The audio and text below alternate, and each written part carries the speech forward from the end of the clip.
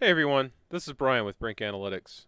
Today I'm going to take you on an introductory tour of the Permit Insights mapping platform. I'm going to show you some of the basic functionality. I'm going to get you up and running, filtering the data yourself, increasing your efficiency with whatever your workflows are, and I'm going to show you how to get help direct from the platform should it be needed. So one of the first things to do is to open the login page with any major browser. In this case I'm using Chrome, and then enter in your username and your password as provided. Now, if you have any trouble with that, you can click the password recovery, which will send you an automated email to recover the password, or you can contact support, get in touch with a real human, and we'll help you out. Let's go ahead and sign in. So the first thing to notice is that you're going to be greeted with a large mapping window. Now, in this window, one of the key things to understand is that all the data shown on the map is also reflected on the charts on the right-hand side. Now, if you hover over the charts and use the scroll wheel, you can go up and down, or you can grab the slider to be able to reach some of these charts. Now, the data itself between the charts and the map is linked, and this is a key feature of the program. It's really powerful once you learn how to use it. So as an example, right now I'm viewing most of the western US, and you can see that I have 101,812 permits visible. I'm going to go ahead and zoom in to basically Utah. Now, if you watch the charts and you watch the number of permits, you're going to see that they update it. We're now only viewing a little over 3,200 permits, and all these other categories also updated. Now, as an example of what can be done, you can use the charts to filter the data on the map. So in this case, let me pick a few counties. So let's hit the paintbrush icon, which will color the points on the map by county. And let's just say that I'm only interested in Davis County, Utah County, and Salt Lake County. So once I click on those, you'll notice that the data on the map is updated and only contains these three counties. So a key feature again, the data on the map is reflected in the charts, and the charts are reflected on the map. So if, as an example, I'm only interested in some of the zip codes that are contained in these counties, I could click a few of these, and you can stack filters on top of each other. Now you notice right now the points, which are the permits, are still only being colored by the county. I can easily click the paintbrush button, and now they're colored by zip code. So I'm going to go ahead and zoom in on a few of these. If I roll back up to the top chart, I'm going to go ahead and recolor by the type of permits that these are. So you can see that most permits in this area are actually alternative residential energy, so generally people having solar panels installed on their home. So let's click on one of them. So after you hover over it, you can see that this address ended up having a solar system installed, but I can also click on it and I can see a lot more of the data.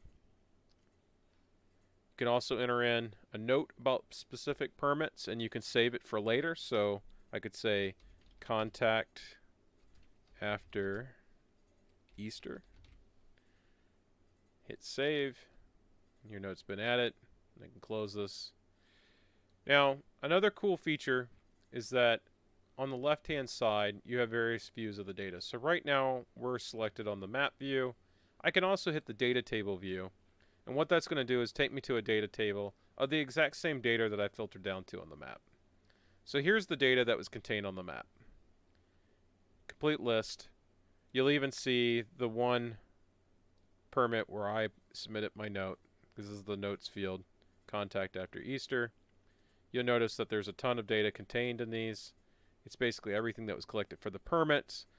It can be a little bit overwhelming, so one of the things that you can do is you hit the column visibility button, and you can actually turn a lot of this data off. Perhaps you don't care about the owner, you don't care about the builder, and you can remove these things from your list. Keep removing some of these. And you notice that I've now narrowed down the data shown in the table to a much smaller value.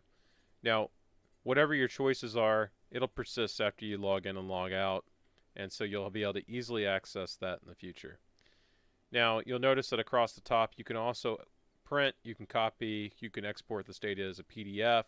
I'm not going to do that right now. It's pretty self-explanatory, but when you filter down to the data that you want and you're happy with what you have left, it's easy to export this data, then use it and any other format that you want.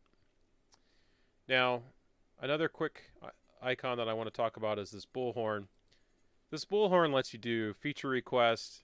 It also lets you give feedback for bugs that you think you found, and it also lets you ask questions. So this is a great and easy way to just submit feedback, ask a question, and talk directly to the development team who will get back to you and answer anything you may have. Now, one other feature before I carry on, you'll notice that there is a filter button in the lower left. This opens up some additional filters. You can filter by permit value, permit date, by square footage. You can also filter for only things that have an active permit note. So if you, for example, are leaving notes for yourself about follow-up items, it's easy just to filter down to only that. The other thing you can do, you can click on the histogram here. This is the value of the permits, and you can get a heat map of the most expensive permits. So just by color, it's this one with the value of $478,000 for a new home, built by Canyon Cove Homes. You can click on it, see some more data. Once you're done with this, or you're happy with the filters that you've made and you want to reset everything and start over, one easy way to do it is to just hit Reset Charts in the upper right, and that'll take everything, all the filters off, and set things back. And that's all I'm going to show for right now. We're going to have several other videos to give you more detailed insight of each of the tools, but I wanted to make sure everybody had the basics. Thank you for watching. Appreciate you using our product.